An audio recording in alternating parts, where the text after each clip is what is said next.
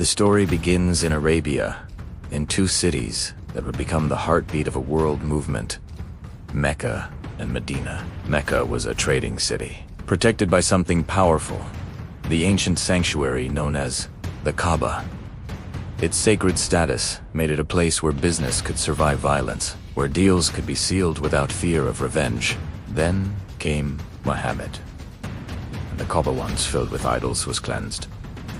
A new faith rose, monotheistic, disciplined, a faith bound by sacred law that spoke not only to the soul, but also to the realities of trade, trust, contracts, and community. But the idols were easier to remove than tribalism.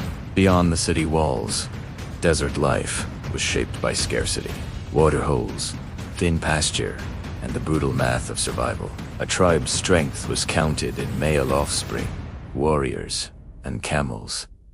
And conflict was never far away. If the new Muslim community couldn't secure desert allegiance, their trade routes would collapse. So local disputes grew larger. Wars over wells and pasture became campaigns, and campaigns became expansion. To the north stood the giants, Byzantium in the west, and Sasanian Iran in the east. Arab tribes already knew them. Some Arabs served as frontier guardians, vassals positioned like living walls between empire and desert. They knew the roads, they knew the weaknesses. They knew where power was thin, and Meccan and Medinese merchants had traded with both empires. This wasn't a collision of strangers. It was a storm formed from long contact business, borders, and blood.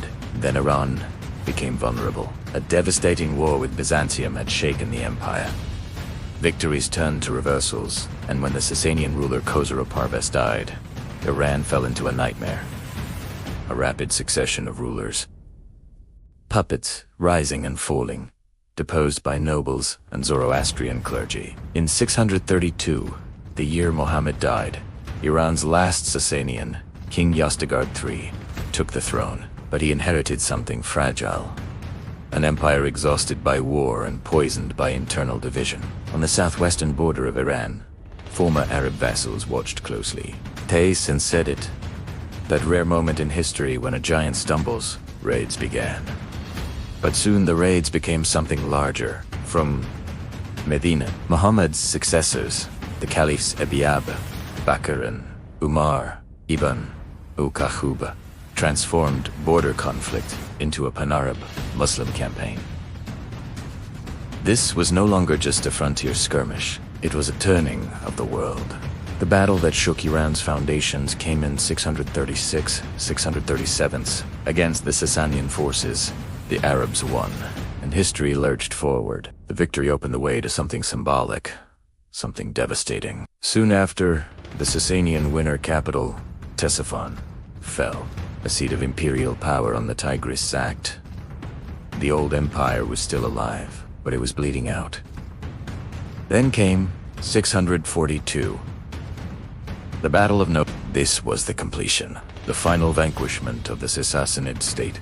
Not the end of Iran, but the end of Sasanian rule as it had existed for centuries. Yazdegerd Thersito fled, not in triumph, but in survival. He ran east, toward the edges of his empire, to Merv, far from the fallen heartlands. In Merv, Yazdegerd placed his hopes in the Mazban, the March Lord, the border guardian, Marye. But the king demanded too much. Expensive support, imperious commands. And Marye soured, resentful turned against him. To defeat his own emperor, Marye sought help from a border Pahlavi, the Ephthalics from Bibi, a force that had troubled Sasanian rulers for decades. At the edge of the empire turned on itself. Yazdegerd escaped, but only into the hands of fate, a fugitive king, moving through foreign lands, carrying what little he had left. Near Merv, a miller saw him, not as a monarch, but as a man with a purse, and the last Sassanid ruler was murdered for his money.